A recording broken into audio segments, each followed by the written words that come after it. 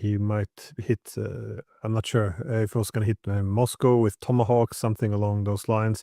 But I saw a report, I haven't had it verified, but I read that the tomahawks are not forthcoming. So again, this would also be something that would cause a direct war between NATO and Russia. So I guess there is some behind the wild rhetoric. There seems still to be some common sense.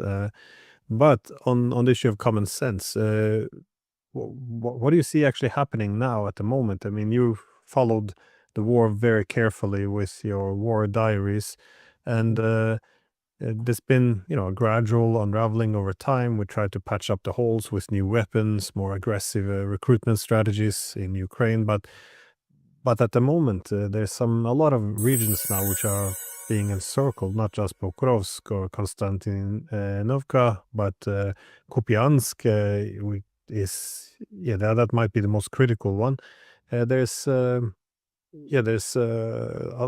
lot of problems building up. Also the Zaporizhia front, which is now being closed off both from the west and the east. But once countries get desperate, and you did say the Europeans, they committed themselves fully to this, and if there is no diplomatic path, I'm always worried that desperation translates into stupidity, and there doesn't seem to be a shortage of that at this moment in Europe. So what do you think?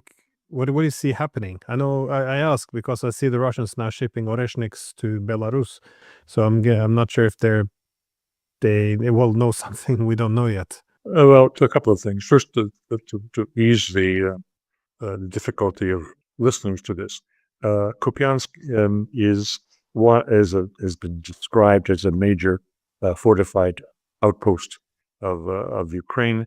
It is a logistical hub, yes, but it is also a city protecting Kharkiv.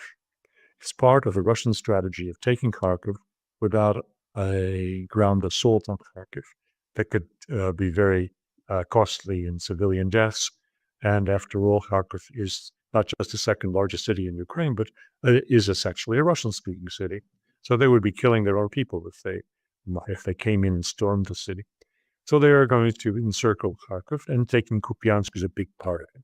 They do this very dramatically by using underground pipelines from the Soviet era, gas pipelines, to again bring in secretly their own troops. Some of these pipes are pretty big because I'm told that some of the Russian forces were riding